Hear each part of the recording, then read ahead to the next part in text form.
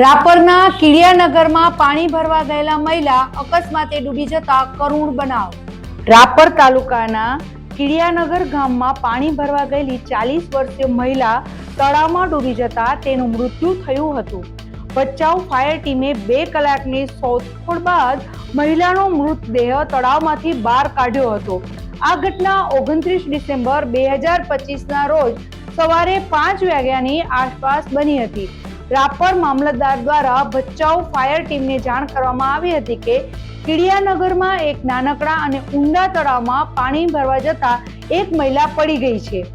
માહિતી મળતા જ બચાવ ફાયર ટીમ તાત્કાલિક ઘટના સ્થળે પહોંચી હતી। ટીમે બોટની મદદથી તળાવમાં શોધખોળ શરૂ કરી હતી। સતત 2 કલાકના પ્રયાસો બાદ મહિલાનો મૃતદેહ મળી આવ્યો હતો। મૃતક મહિલાની ઓળખ લીલીબેન કેશા કોડી તરીકે થઈ છે।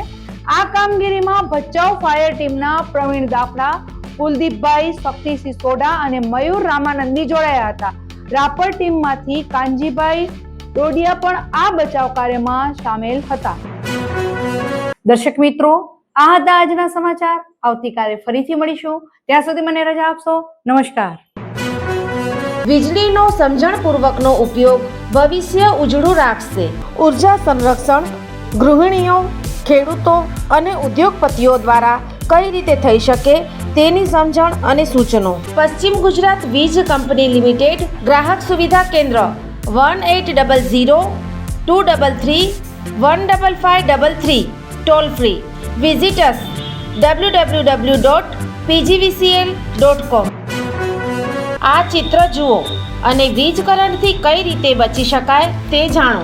થોડીક જાગૃતતા, જિંદગીભરની સલામતી। વીજ સુરક્ષા પ્રથમ। પશ્ચિમ ગુજરાત વીજ કંપની લિમિટેડ, વર્તુળ કચેરી, ભુજ।